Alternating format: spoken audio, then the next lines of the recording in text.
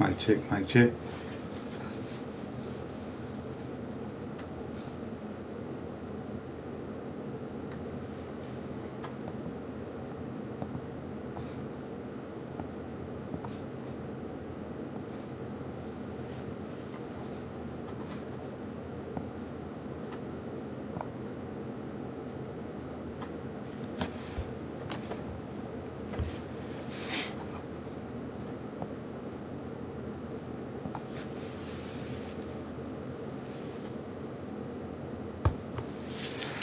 Hey, welcome back to the channel. I'm your host today, Coach Evans.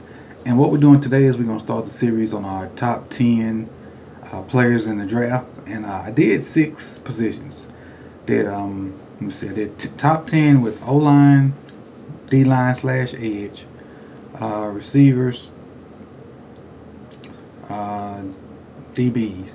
And I did top 5 at inside linebackers and quarterbacks.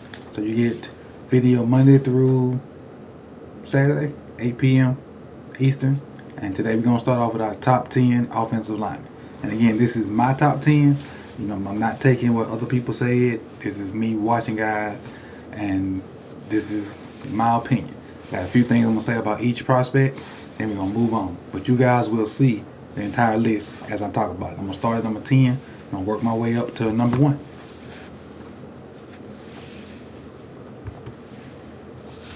Alright, so there's your list. I'm going to start off now at number 10 with Daniel Falele. Now, you know, I got notes for all of them, so I just start off with that.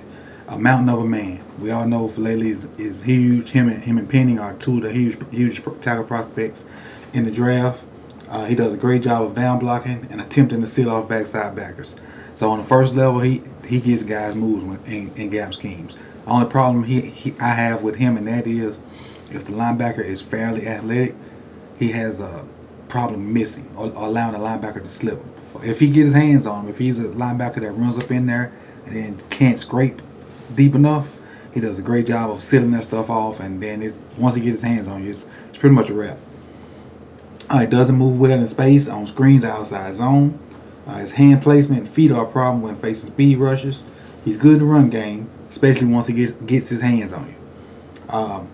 And the last note for him, if he can find a way to play inside at guard with that frame, because you know he's like 6'7", 6'8", I think he'll have an all-pro career.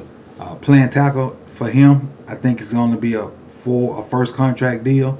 But I think if he can find a way to learn how to play with leverage and play inside, and that's going to be extremely tough at that height, he can be a great guard because of his feet and space. He's a lumberer because he's so big.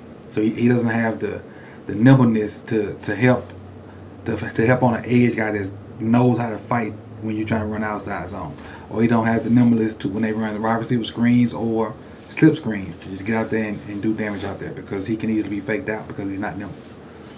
Alright, let's move up to number 9. Number 9 is kind of my sleeper prospect out of the whole top 10. Excuse me again. And it's Rasheed Walker. Rasheed Walker's out of Penn State. And the notes I have for him are he needs to play under control the entire game. There are times when he'll bust assignments. There are times when, let me just tell you like this with Rasheed Walker. I'm going to just describe the Michigan game for you. And I said this on somebody else's show. I don't remember which one it was last week. In respects to Rasheed Walker, when they played Michigan, Hutchinson Hutchinson did his thing versus Walker. Beat him most of the time. Walker tried to, it was a give and take, but you could tell Hutchinson was winning. Against Ajabu, it was what for what. It was give and take, back and forth, 50-50. But versus anybody else that Michigan had, Walker handled his business with him. So I just think consistency needs to be a key with him. He has the athletic ability to be a tackle. He's just not ready right now. He's the project that I think could come out of this draft as being one of the better tackles. Went up to number 8, which is, a lot of people's favorite. Well, not favorite, but a lot of people's best second tier tackle. A lot of people. Trevor Penny. Size and strength are his greatest assets.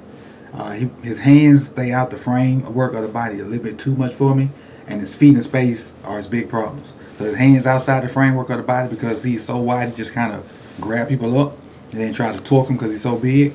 And then his feet and space are problems too. Same with Falele. He's just so big, it's hard for him to be effective out in space, whether it's running outside zone or on screens and stuff like that, where he got to get out and do a decent job with, trying to get backside backers. His footwork inside the framework of the tackle box is okay, but as far as to be a premier tackle, it needs to be exceptional. His footwork leaves a lot to be desired. But size-wise, you're probably not gonna find a bigger, stronger tackle in this draft. But just because you're the biggest and you're the strongest doesn't mean you're the best. So that footwork and that hand placement is a great deal. He got a lot of. I think he led college in holding calls. I think you can fact check me on that, but I know he had a lot, and that's why I have him at 8 and not higher. A lot of people have him higher. I personally just don't. What up, let's see. Who's next? Number 7, Darian Kennard. Notes on Darian Kennard. Darian Kennard's from Kentucky. Played a lot of guard for them. First note, bully. Certified bully. Does a great job of double teaming, whether it's in zone concepts or gap schemes, and is good at handling defensive games. And what I mean by that is tackling end stunts, tackling guard stunts, any of those little, slants with the linebacker looping over. He does a good job of handling those from his guard position, because when he pass sets, he plays a lot with his eyes. He gets depth on his first step or two, then he plays a lot with his eyes to catch the stunts or the crosses or anything that the defense tries to throw at him. Can get high from time to time, so leverage is sometimes a problem with him. But he do not stand around like on pass pro. If he doesn't have a guy, trying to take his gap, he goes to find work, and when he gets there, the work is done 9 times out of 10. He delivers blows all game long. And the 6th one just says go back to number 1. He's a bully. A big time bully at the guard position. Alright. go to the next guy, which is a lot of people's favorite.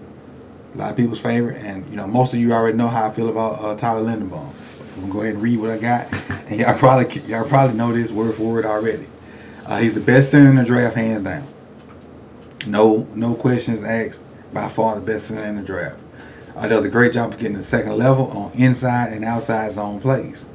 Has a great understanding of leverage when blocking 0-on-1 techniques inside and outside zone plays. Now I get down to I ain't gonna say it's negative, but it doesn't help him for what I think the Ravens need as him. Not a powerful blocker, so gap and counter schemes will be a problem for this guy. But I still think he can have an all-pro career if he goes to the right team. If he goes to a team that runs the outside zone stuff like the Rams and like I want to say Tennessee or somebody, you know, they run that outside zone stuff a lot. That'd be a perfect situation for Linderbaum. Now, if he gets on a team like the Ravens or any other teams that run power football, I still think he can have a good career. He just that second or third year, once that grown man body starts filling out, and he can kind of help with those 0-1 techniques. All right, let's go up to number 5. Kenyon Green, Texas A&M. Massive talent, great athlete, powerful inside run blocker.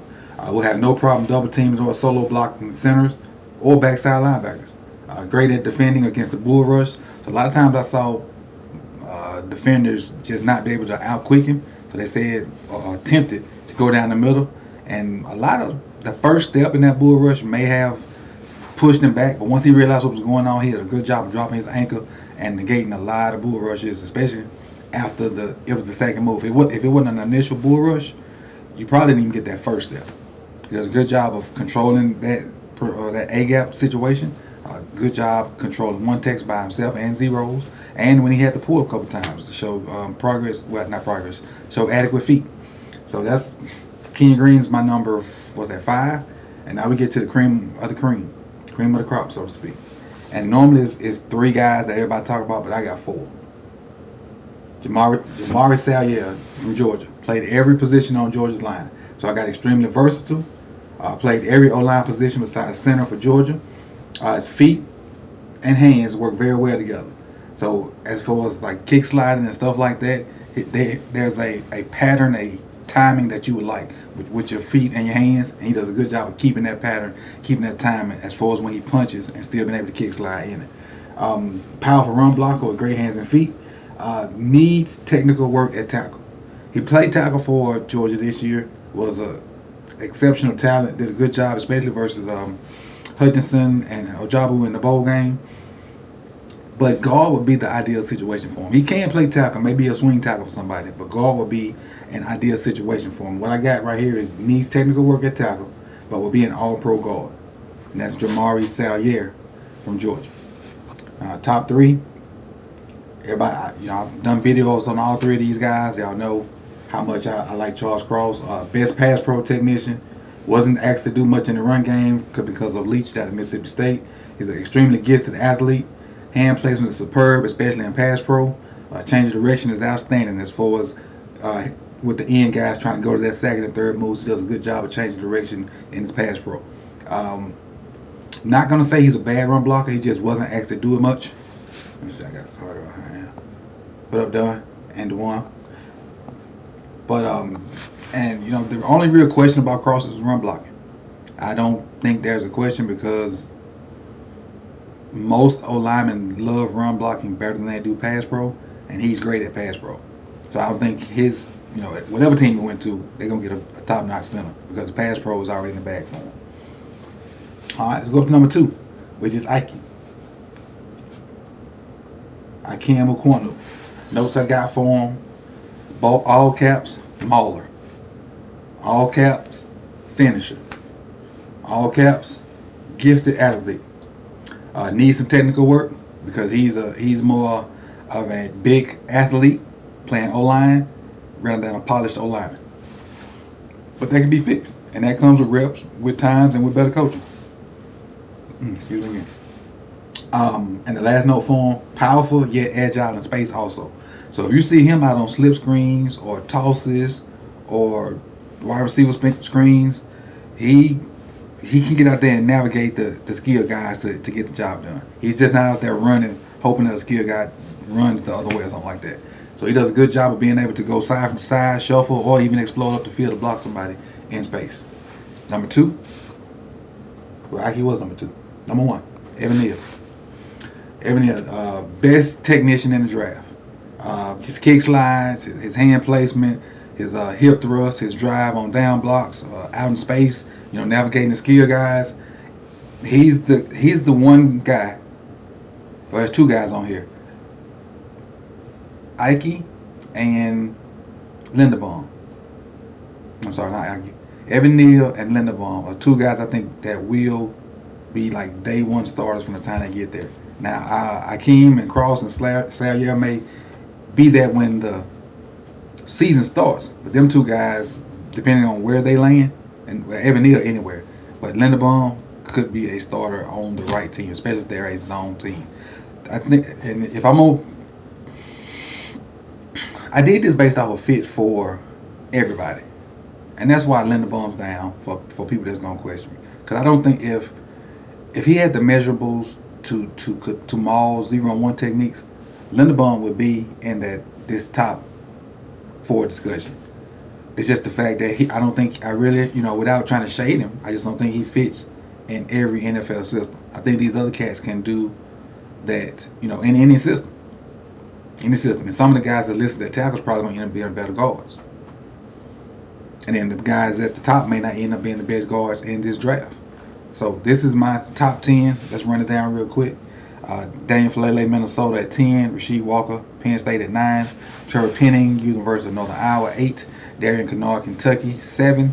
Tyler Linderbaum, Iowa, 6. Kenyon Green, Texas A&M, 5. Jamari Salyer, Georgia, 4. Charles Cross, Mississippi State. Ikem Ekwonu, North Carolina State. And topping it off, Evan Neal, Alabama. And I do think they're going to especially these top 3 are going to be drafted in that order. I don't necessarily know the pick or claim to know the pick, but I think Neal, Ike, and Charles Cross will be the first 3 O-linemen off the board. So draft is in a week and a couple of days, man. I appreciate you guys for taking this time to be with me. We'll be here tomorrow with another top 10 class and run down the list of why I put them where. Thank you for coming out. You could have been anywhere in the world, but you chose to be here with me. Peace.